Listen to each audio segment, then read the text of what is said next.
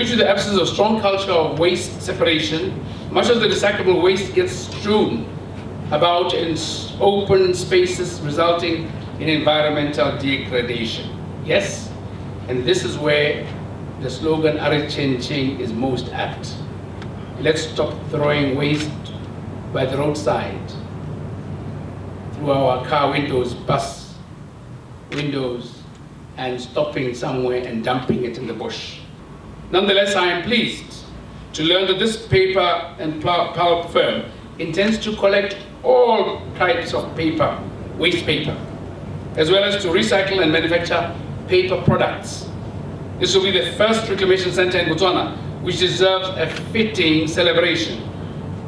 Another sad reality has been that the current limitation of waste reclamation activities locally has essentially been exporting jobs to our neighboring countries.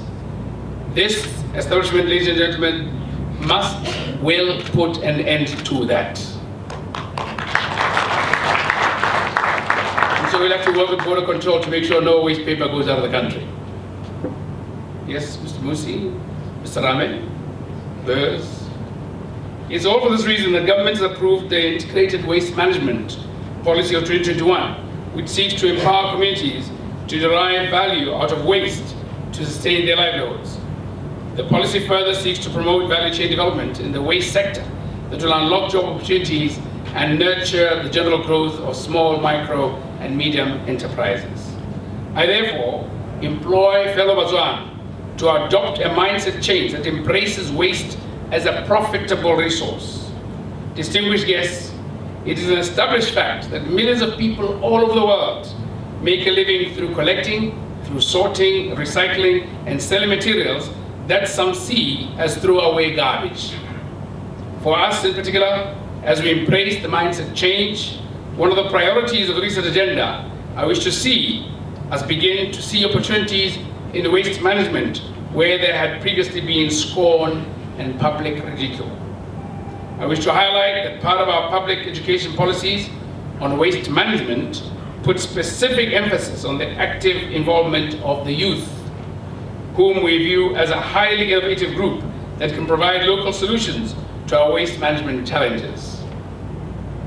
The youth, if properly supported, have the potential to create the much needed jobs and earn a living through waste recovery and recycling.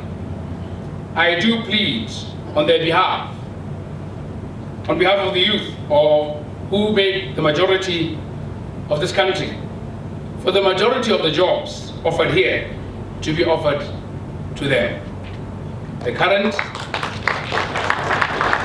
and second phase expansion, majority youth, and final third phase expansion, majority youth. Then you'll become youthful, Ram.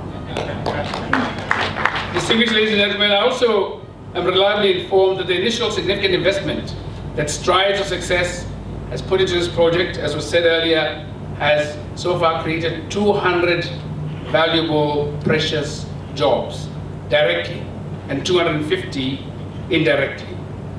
Of course, I must take this opportunity to strongly urge for workplace justice that must follow the job opportunities created at Strides for Success to demonstrate the actualization of the meaning of this elegant company name. You can't have a name like that and not treat your workers well. So it's a given. I need not overemphasize that it would be a mockery of job creation endeavors if the would-be job workers become subjected to unsafe, to degrading, to demeaning workplace conditions, or get paid poor wages in violation of our labor policies and employment laws, as well as the commitments made by the government within the framework of the Decent Work Country program. The Office of the Commissioner of Labor is thus enjoined to always ensure that fair labor practices are dutifully observed across all sectors of Botswana's economy. Minimum wage, which is being reviewed currently, is only a floor amount. I expect the many highly profitable companies to pay well above the minimum wage because they can afford it. And it is It is encouraged by the government for them to pay more. Minimum wage is not what government instructs companies to pay if they can afford more. I've often heard many workers come to me to tell me that companies say they pay minimum wage because government say they must pay minimum wage. Not true. Companies that can afford more, and there are many of them, must pay more than minimum wage. It's in your interest in the long term, and actually demand a commensurate level of productivity from your workers.